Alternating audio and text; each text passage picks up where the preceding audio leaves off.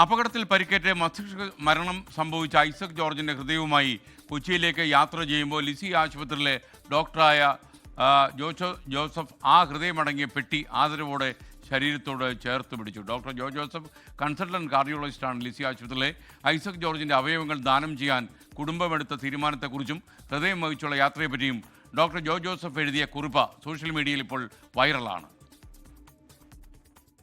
എനിക്കിന്ന് നല്ല ധൃതിയായിരുന്നു. ഒരുപക്ഷെ ഇന്ന് ഏറ്റവും അധികം വേഗത്തിൽ ഏറ്റവും അധികം ദൂരം യാത്ര ചെയ്തവരിൽ ഒരാളായിരിക്കും ഞാൻ. സമയവുമായുള്ള ഓട്ടമത്സരമായിരുന്നു എന്ന് തന്നെ പറയാം.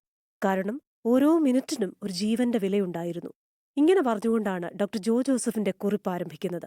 ഡോക്ടർ എന്നതിലുപരി മനുഷ്യനെന്ന നിലയിൽ ഏറ്റവും അധികം സന്തോഷം തോന്നുകയും എന്റെ സർക്കാരിൽ അഭിമാനം തോന്നുകയും എന്റെ സിസ്റ്റത്തിലെ വിശ്വാസം ഊട്ടിയുറപ്പിക്കുകയും ചെയ്ത ദിവസം കൂടിയായിരുന്നു അതെന്ന് ജോസഫ് പറയുന്നു.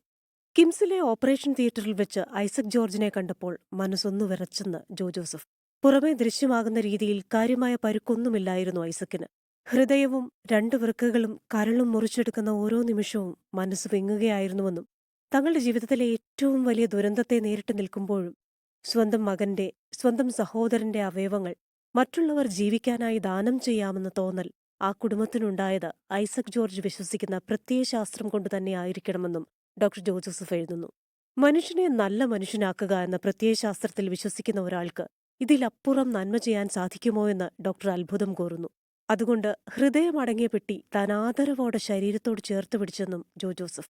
സഖാവ് ഐസക് മരിക്കുന്നില്ല, ജീവിക്കുന്നു അനേകരിലൂടെ എന്ന് പറഞ്ഞാണ് ഡോക്ടർ ജോസഫ് തന്റെ കുറിപ്പ് അവസാനിപ്പിക്കുന്നത്. News desk 24.